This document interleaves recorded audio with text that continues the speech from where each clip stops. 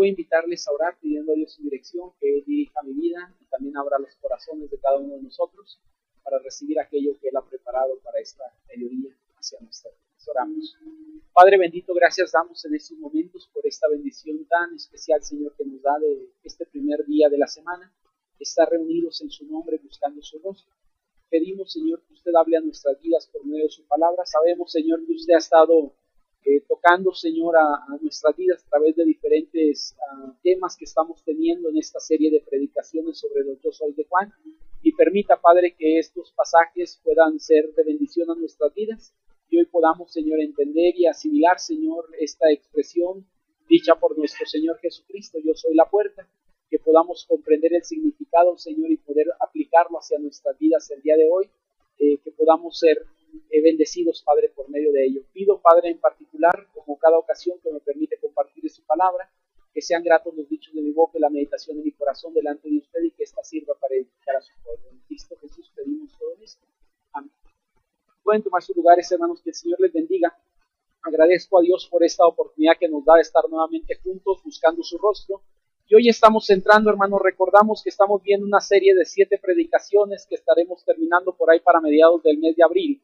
Y hoy estamos tocando por ahí la tercera de 7 predicaciones. La que hoy estamos viendo se encuentra en Juan capítulo número 10, versos del 7 al 10. Solamente voy a utilizar 4 versículos para compartir contigo la enseñanza que creo Dios tiene para nosotros en esta mañana a través de este pasaje. El título de esta prédica es Yo soy la puerta.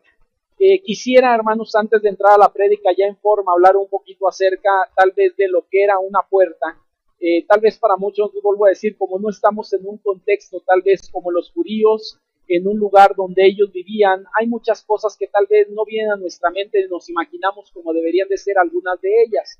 Una de las partes por ahí que aparece que yo soy la puerta, hay 2 yo soy dentro del capítulo 10 de Juan. Yo estaré tocando el día de hoy uno, y la próxima semana dejaremos para estar tocando el que sigue, que es yo soy el buen pastor.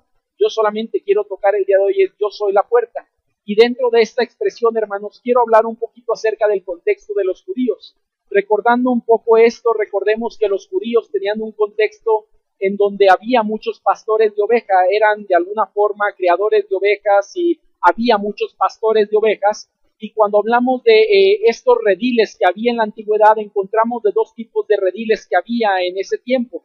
Los rediles que estaban dentro de las ciudades, que pertenecían a algunos de ellos, donde metían las ovejas, y algunos de estos también eran comunitarios. Es decir, había algunos rediles donde los pastores llegaban de pastar con las ovejas durante el día, y en la noche al llegar a esos rediles metían a las ovejas ahí, y al día siguiente para sacarlas, las ovejas conocían al pastor. De esto van a estar tocando la próxima semana. Por eso dice, cuando el pastor habla, las ovejas le oyen y lo siguen, porque entre varias ovejas, varios ganados que tenían por ahí, varias personas que tenían sus conjunciones de ovejas, el pastor hablaba, chiflaba, o había alguna forma como las ovejas identificaban esa voz en los rediles comunitarios.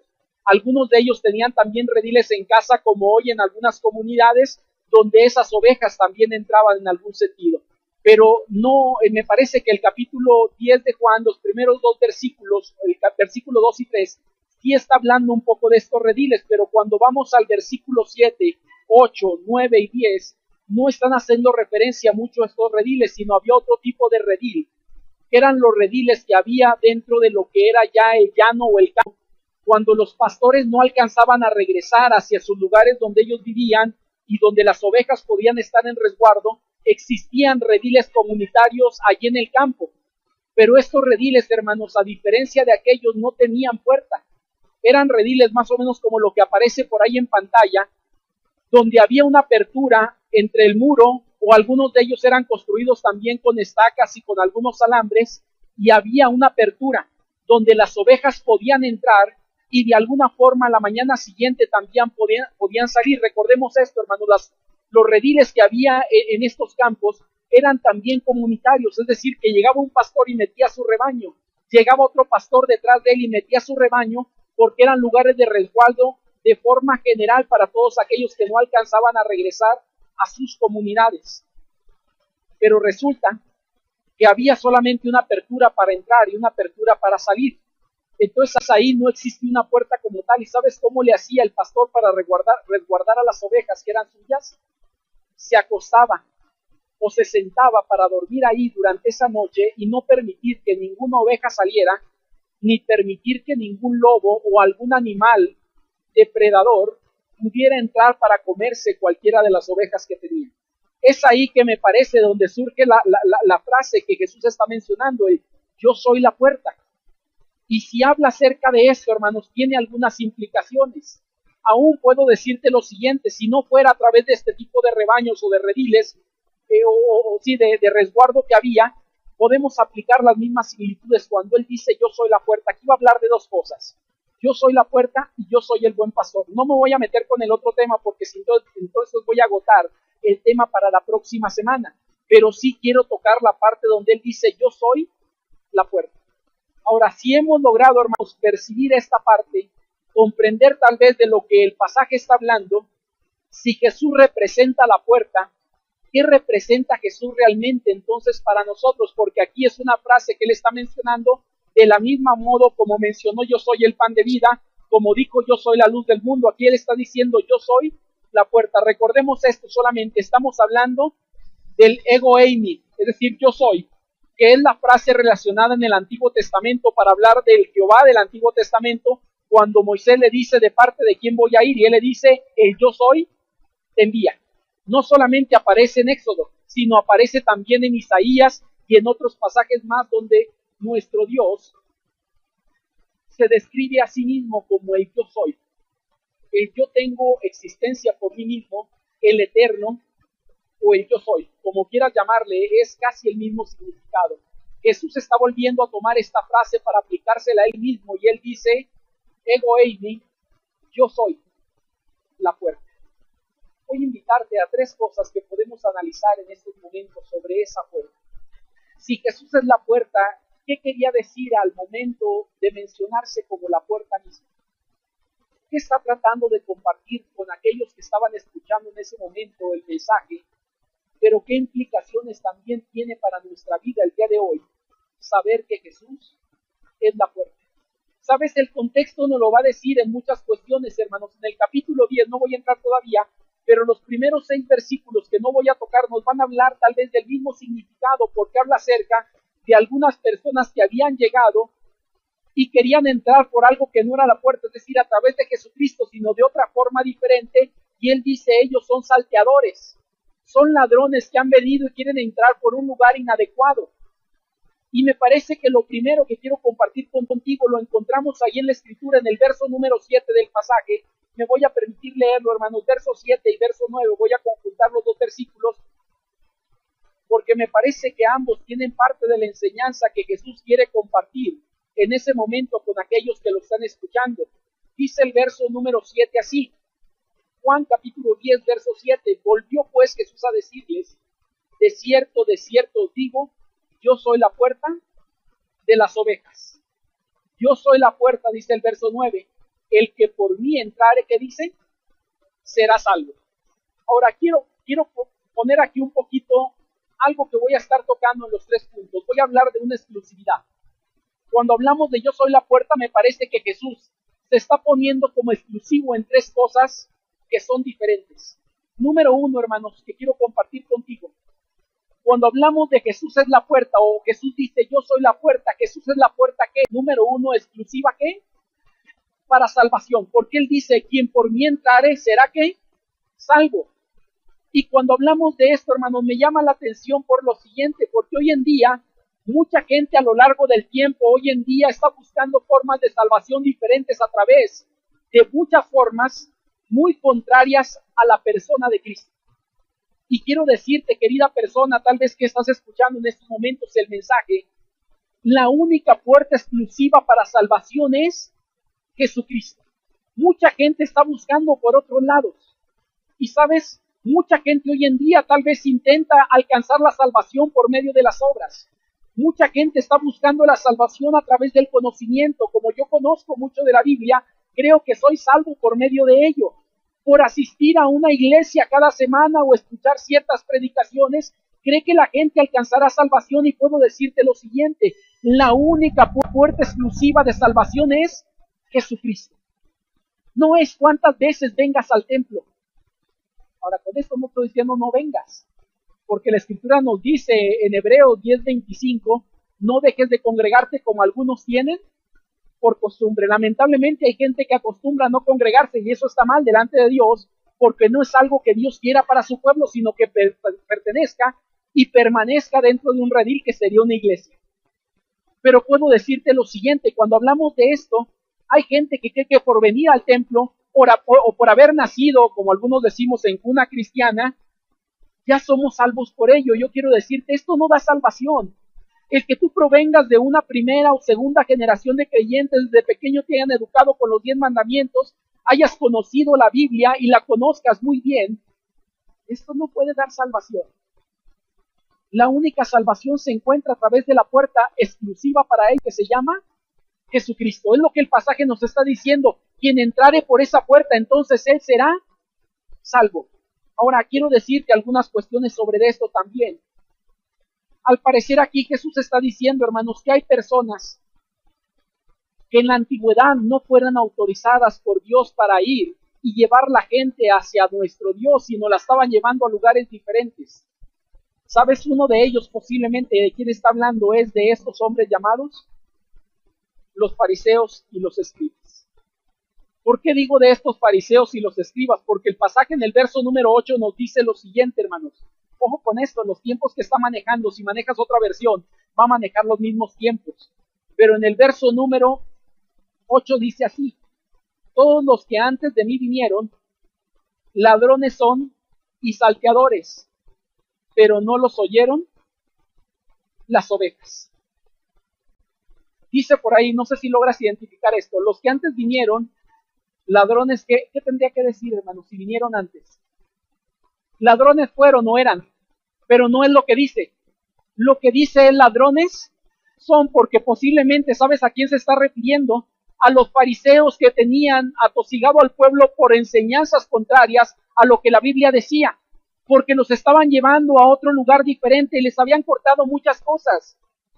Por eso me parece que el tiempo que está manejando es un tiempo pasado, o visto, con un tiempo presente, donde le dice, llegaron antes que yo, porque si ustedes recuerdan, los fariseos ya estaban cuando Jesús llega.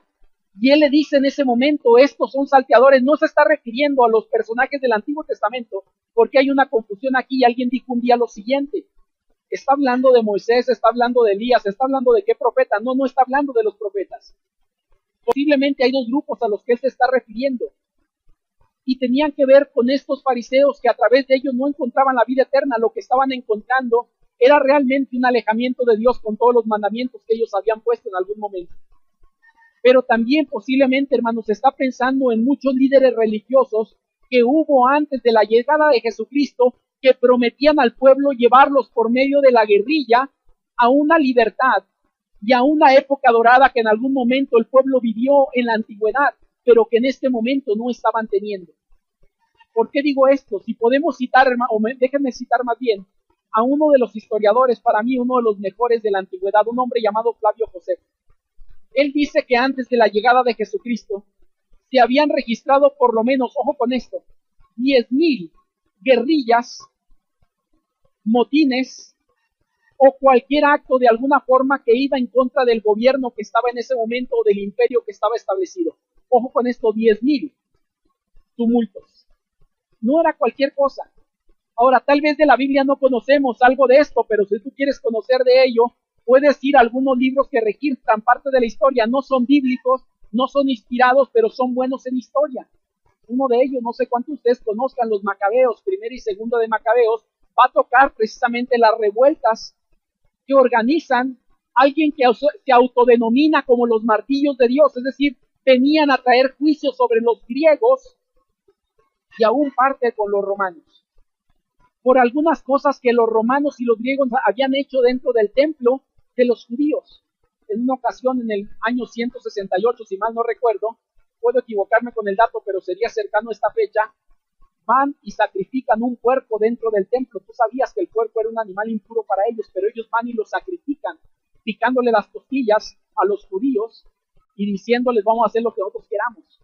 Y en ese momento los macabeos, que es Judas Macabeo, Simón Macabeo, la familia en general, se levanta en guerrilla tratando de libertar al pueblo, diciéndole si tú te unes a mí, logramos derrocar al gobierno y tendremos la opulencia que por mucho tiempo hemos buscado. Bueno, así como esto desde el año 168 hasta el año 63 y hasta antes de la llegada de Jesucristo, dice Flavio Josefo, hubo por lo menos 10,000 tumultos que hablaban acerca de esto. Líderes guerrilleros que en algún momento intentaban dar al pueblo la libertad y la salvación de la opresión, pero sabes algo, no era lo que Dios quería, por eso dice el escritor, eran ladrones, no era gente autorizada por Dios, y aún los fariseos que estaban en ese momento, lamentablemente, hermanos, no entendían el propósito. Ellos, en lugar de estar llevando a la gente hacia Dios, estaba llevando a la gente a los reglamentos que tenían, y se estaba perdiendo en algún sentido esa parte importante. Por eso dice él, Jesús es la única puerta exclusiva. Al parecer le está tirando a los fariseos aquí, por lo que te digo ahorita. En el verso número 8 encontramos que habían llegado antes de Jesús, pero todavía dice son, es decir, estaban presentes en esos momentos. ¿Sabes? Cuando hablamos de esto, querido hermano, me llama mucho la atención lo siguiente, que muchas de esas personas habían querido tomar el poder por la intimidación y la fuerza, a través de esas guerrillas que estaba mencionando yo. Ellos le decían, si te unes a mí, derrocamos allá y la opulencia regresará al pueblo. Pero ¿sabes algo? Dios no quería venir ni en guerrillas, ni en todo este tipo de cuestiones. Cuando Él prometió un Mesías, no prometió el Mesías guerrillero que ellos estaban esperando en ese momento. Por eso Él dice, quien trata de llegar a la salvación por otro medio, ladrones han sido y siguen siendo, porque la única puerta es Jesucristo. Agradezco a Dios, hermanos, de verdad, la enseñanza que tenemos en cuestión de salvación. Porque como iglesia es lo que creemos. En nada más encontramos salvación excepto en Cristo. Cuando alguien se levante diciendo la salvación podemos adquirirla por medio de, yo digo, no creamos. Tenemos la base firme que es la Escritura, y el Evangelio nos dice que los apóstoles y los profetas montaron, Jesucristo mismo montó la plataforma donde estamos parados, de donde se comienza a construir, y ha sido el fundamento y la solidez para ello. Y ese fundamento es Jesucristo, hermanos. No ninguna cosa más. Hay iglesias que a veces ponen Jesucristo más igual a salvación. Yo digo, quien diga esto se está equivocando, porque la Biblia nos dice que Jesús es la puerta exclusiva para salvación. Es Jesús y solo Jesús, no Jesús y algo más. ¿Sabes que hay iglesias que creen que es Jesús más bautizar? Hay iglesias que creen que es Jesús más y ponen otras cuestiones ahí diferentes. Yo digo, no, debemos de entender que lo único que trae salvación a la vida de la persona es la vida de Cristo. Creer en Él, rendirnos a Él, seguir a Él, estos sinónimos que he estado manejando a través de esta serie de predicaciones. Hay mucha gente hoy en día, hermanos, intentando entrar al redil que es la salvación, por medios diferentes a la puerta única establecida que es Jesucristo. Y yo digo, no solamente había en aquel entonces. ¿Saben los fariseos por dónde querían entrar? Ellos creían que si cumplían toda la ley, ellos podían alcanzar salvación. Y esto estaba equivocado, porque nadie entró por la ley, dice la Escritura. Si alguien alcanzó la salvación aún en el Antiguo Testamento, no fue por cumplir la ley, sino por la fe en Dios. Y aquí encontramos lo mismo también. Segunda cosa que quiero compartir contigo, querido hermano o hermana. Encontramos ahí también otra frase, y vuelvo a repetir el verso 7 con la segunda sección del verso número 9, porque me parece que están ligadas. Y Jesús dice, volvió pues Jesús a decirles, de cierto os digo, yo soy la puerta de las ovejas. Y Él dice, quien entre por ella entrará y saldrá y entrará, y hallará ¿qué? Pastos. Esta parte me fascina también. Porque Jesús no solamente es la puerta exclusiva para salvación o para redención, sino Jesús es la puerta exclusiva, hermanos, también para resguardo. ¿Sabes? Tenía por ahí esta semana una serie por ahí de confusiones de las palabras de dejar, pero quise dejar resguardo, pero si a alguien le acomoda mejor poner seguridad, es lo mismo, estamos hablando de la misma cosa. Seguridad y resguardo. No sé si podemos identificar por ahí esta parte. Ahora, te pregunto, ¿para qué sirve una puerta?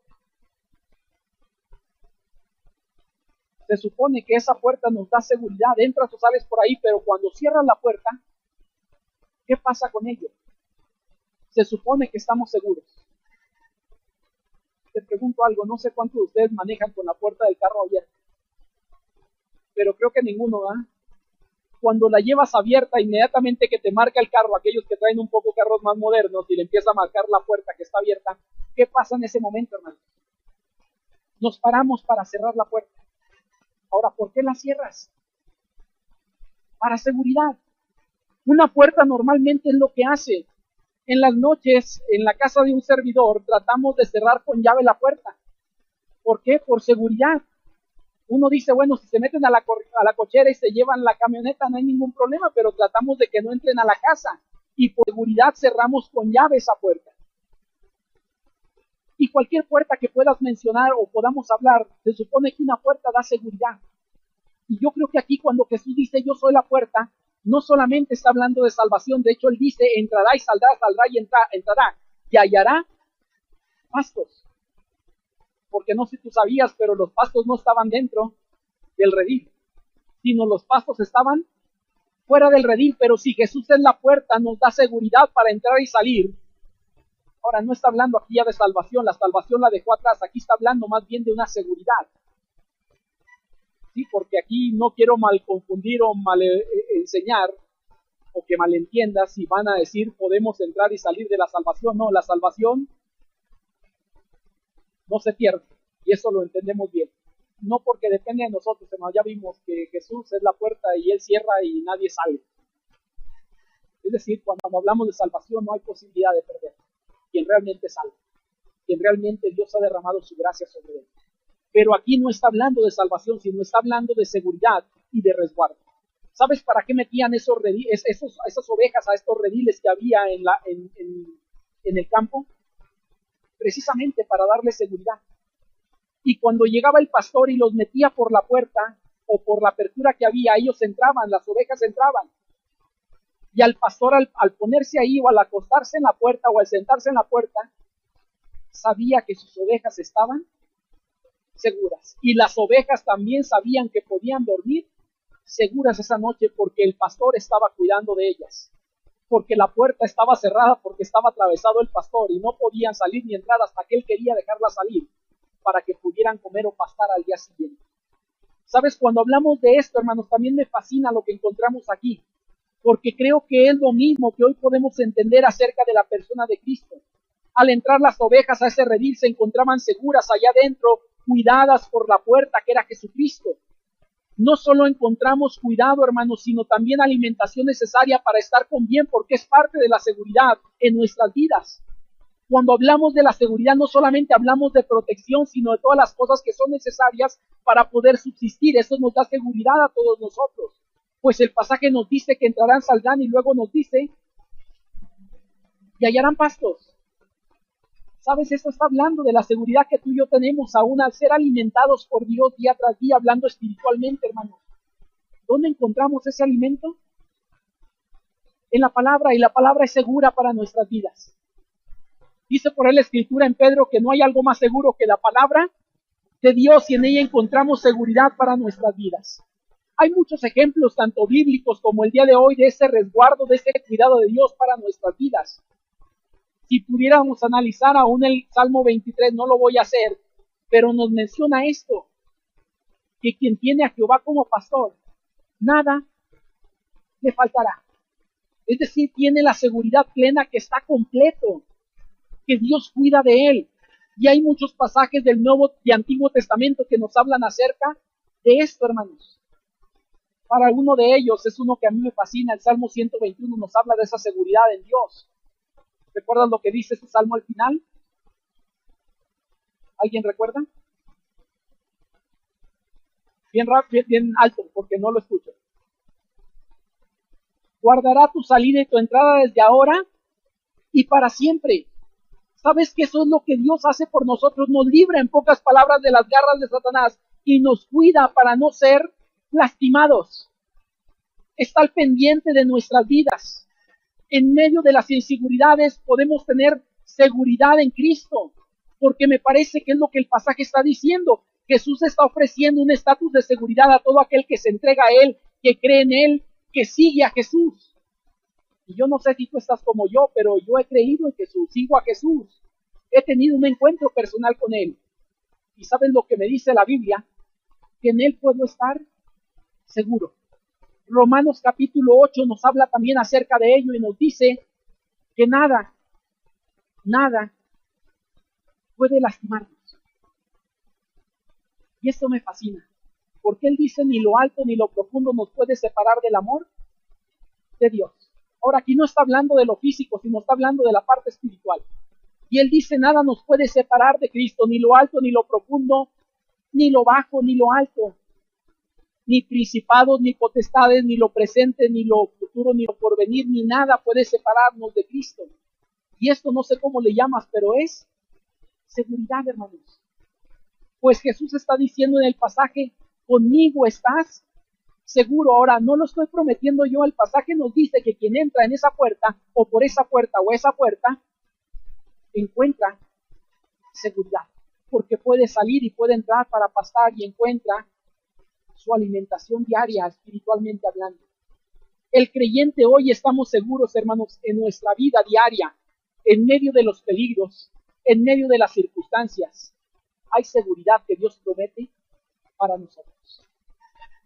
A lo mejor a alguien le gustaría una seguridad física, ¿no? De nunca enfermedades, de nunca problemas, de nunca algunas cuestiones. Yo digo, no es lo que se está refiriendo aún el Salmo 121.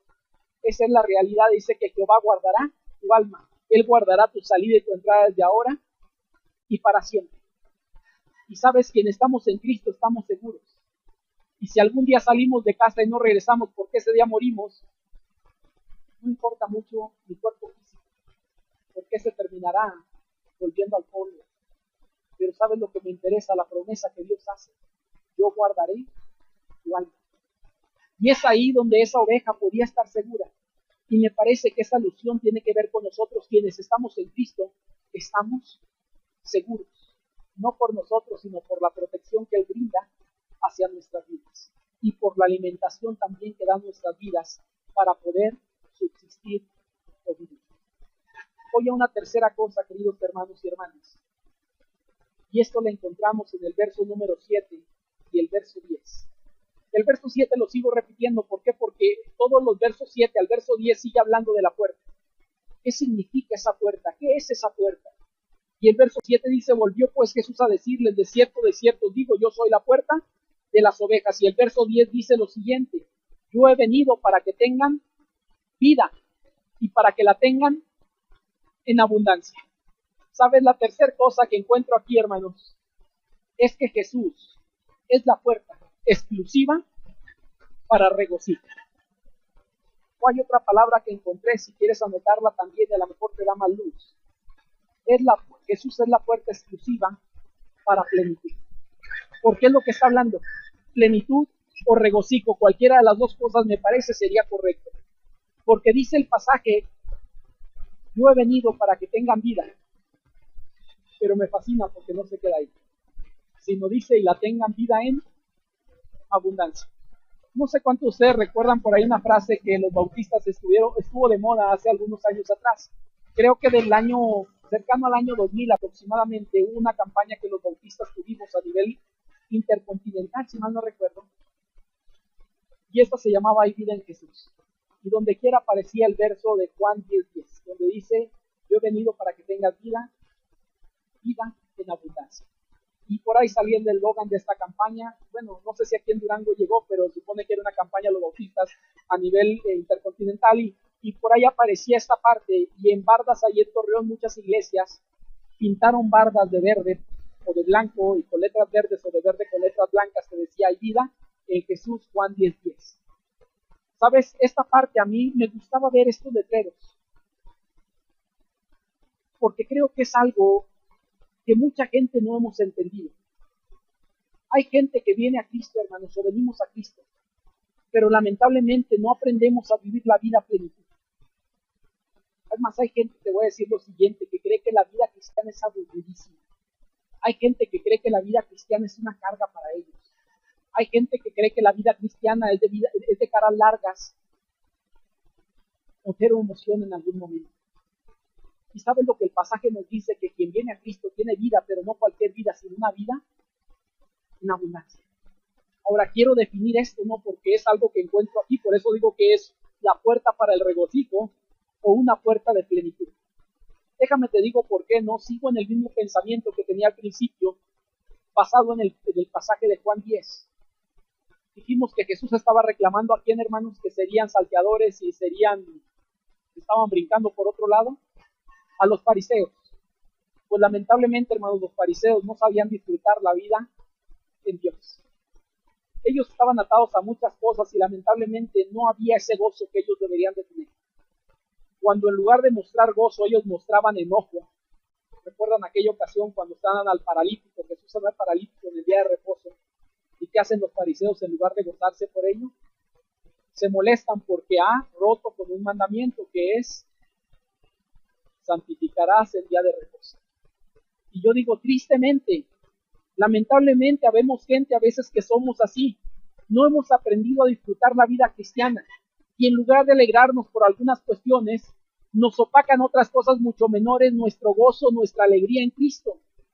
Y creo que es algo que el pasaje está diciendo: quien viene a Cristo, quien entra por esa puerta, quien se mete a la puerta, encuentra vida abundante.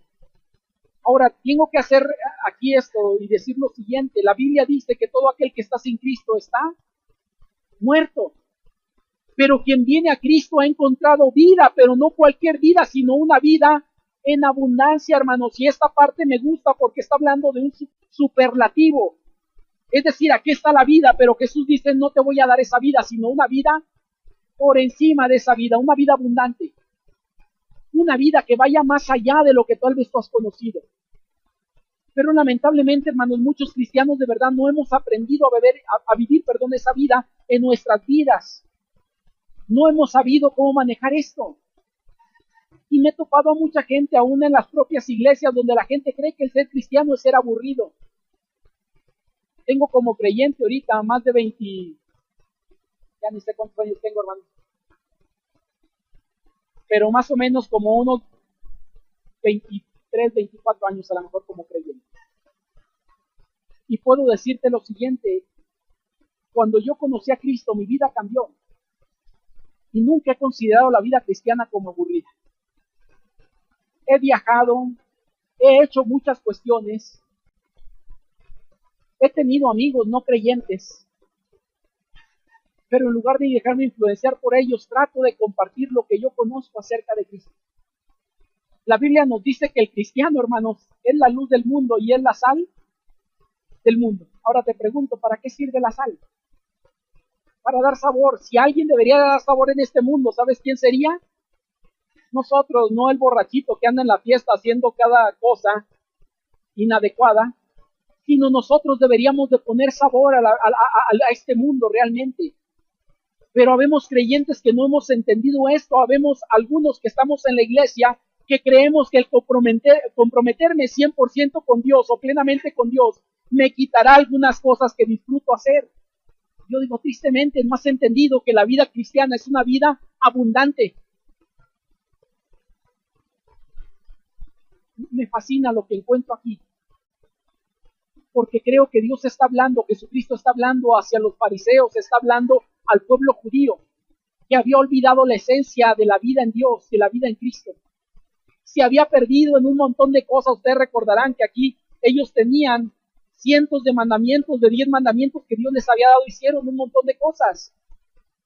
Y resulta que ninguno de ellos ahora podía caminar más de 10 kilómetros el día de reposo porque rompía el día de reposo. Ninguno de ellos podría cargar más de tantos kilos porque rompía el día de reposo.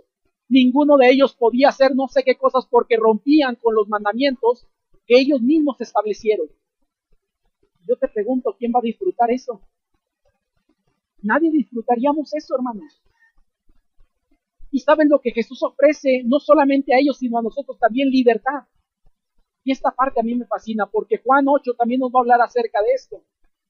No es uno de los yo soy, pero lo va a meter ahí y nos dice que quien viene a Cristo y encuentra a Cristo, en él encuentra libertad.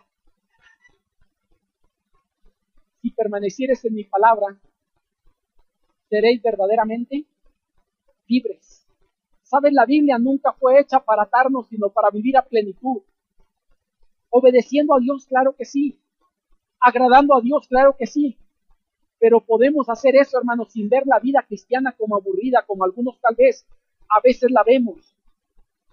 La vida en Cristo debería ser una vida llena de libertad, una vida llena de gozo, una vida llena de paz, que se disfruta, hermanos, no cuando morimos, sino cuando conocemos de nuestro Señor Jesucristo. ¿Sabe? Yo les he dicho esto, ¿no? Que por mucho tiempo un servidor tuvo este pensamiento, que la vida eterna la empezaría a disfrutar después de la muerte. Este fue el pensamiento de un servidor cuando conocí de Cristo de mi niñez. Fue algo que me quedó, no sé por qué, no sé si alguien me lo enseñó, no sé si yo mismo lo percibí así. Pero a los 22, 23 años, cuando yo leí un versículo de la Escritura, Dios transformó este pensamiento y me dijo: estás mal en lo que estás pensando, porque no es como tú crees. Cuando yo predicaba de Cristo, le decía a la gente: si tú vienes a Cristo, cuando tú mueras vas a vivir vida eterna. Pero Juan 17:3 me enseñó que no era así. Juan 17:3 nos dice que esta es la vida eterna, que conozcas a Jesucristo y al Padre. Y dice, ahí comienza realmente la vida eterna. ¿Sabes quién vive la vida eterna, hermanos? Los que estamos en Cristo. ¿Quién vive la vida abundante? Los que estamos en Cristo. La pregunta aquí sería: ¿cómo la manifestamos en nuestra vida? ¿Cómo realmente podemos hacer ver a la gente que lo que se vive en Cristo es una vida que vale la pena? Una vida abundante, una vida llena de gozo, una vida llena de paz, de alegría. Porque sabes algo, si no manifestamos esto, mucha gente dirá: no, hombre, estoy mejor como estoy que ir a donde tú estás porque tú vives. Hay gente que vivimos más preocupada como cristianos que los que no son creyentes. Hay gente que somos demasiado aprensiva. Hay gente que no disfrutamos la paz de Cristo. Hay gente que no sonreímos y no nos regocijamos. Y yo digo, ¿tú crees que eso puede impactar al mundo? Sinceramente yo creo que no. Sinceramente yo creo que no. Cuando la gente ve a alguien viviendo todo esto, es algo que se antoja vivir. Y por eso Jesús dice: esta es la vida eterna. Tú puedes vivir con esta vida abundante. Los fariseos, hermanos, en aquel entonces habían robado, matado y destruido al pueblo, hablando espiritualmente. Jesús dice en el verso 10, no, dice que algunos que vinieron, el ladrón viene para matar, hurtar y destruir. Pero dice: yo he venido para que tengas vida. Y los fariseos en aquel entonces es lo que habían hecho. El pueblo realmente estaba en ruinas espirituales. El pueblo realmente estaba destruido espiritualmente. Al pueblo le habían robado lo que realmente deberían de tener en ese momento, espiritualmente hablando. Y por eso Jesús dice: ellos son los salteadores, pero yo he venido y yo soy la puerta. Y si entras por mí serás salvo, y si entras por mí tendrás seguridad, y si entras por mí tendrás abundancia. Y no habla de lo físico, sino habla de lo espiritual. Y Él dice: he venido para que tengas vida y vida en abundancia. ¿Sabes, hermano? Persona que nos escuchas, me fascina lo que encuentro aquí en la Biblia, porque la puerta es una alegoría bastante interesante. Hemos podido entender en esta tarde, sin salirnos de Juan, porque Juan nos manifiesta, los 3 o 4 versículos nos dicen que Jesús es la puerta exclusiva para salvación, que Jesús es la puerta exclusiva para seguridad, y que Jesús es la puerta exclusiva para plenitud. En otras palabras, lo dije también, que Jesús es la puerta exclusiva para redención. Jesús es la puerta exclusiva para resguardo. Y Jesús es la puerta exclusiva para regocijo. ¿Por qué utilicé 2 cosas, hermano? Porque no sé cuál te acomode. A lo mejor es más fácil recordar 3 R's que 3 palabras, 2 con S y una con P. Pero independientemente, como quieras llevártelo, yo espero que podamos no llevárnoslo, sino vivirlo.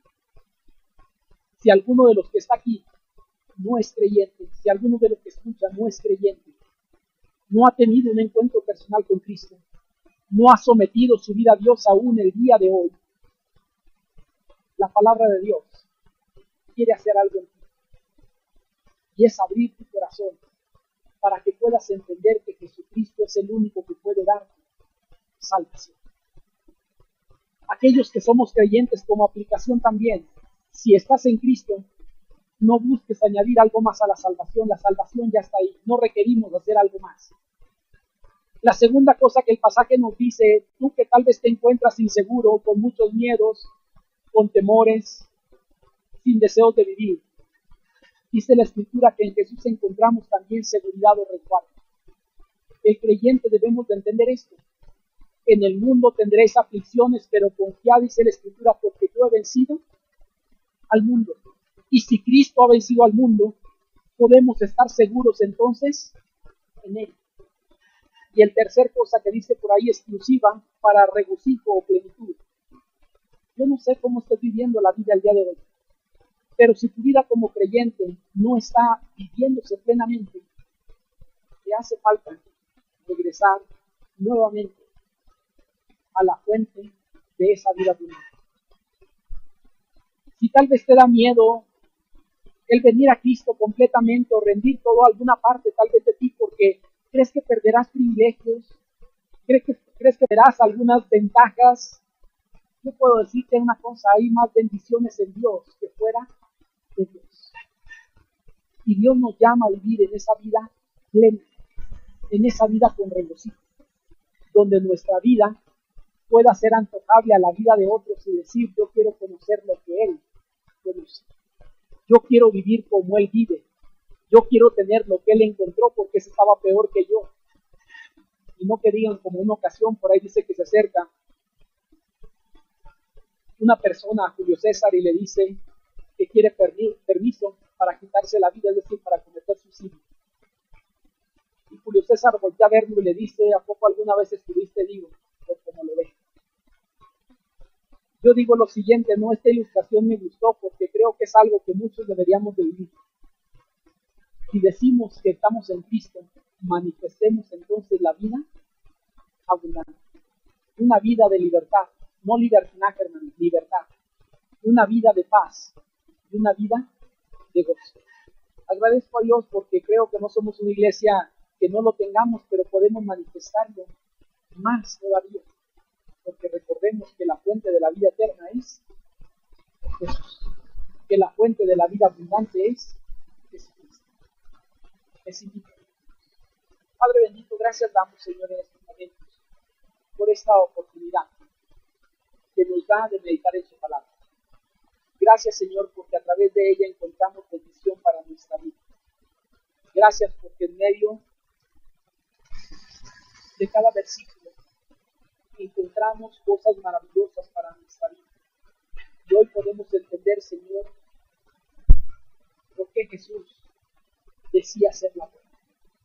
Y no solamente lo entendemos, sino lo creemos con todo nuestro corazón, que Él ha sido la puerta exclusiva para salvación, que Él es la puerta exclusiva para seguridad, y que Él es la puerta exclusiva para plenitud de nuestras vidas. Permita, Padre, que cada uno de los que aquí estamos podamos vivir dentro de esa puerta o en ese redil, porque hemos atravesado por la puerta. Gracias, Señor, por este tiempo, por esta oportunidad que nos da de meditar en su palabra en Cristo Jesús. Agradecemos y pedimos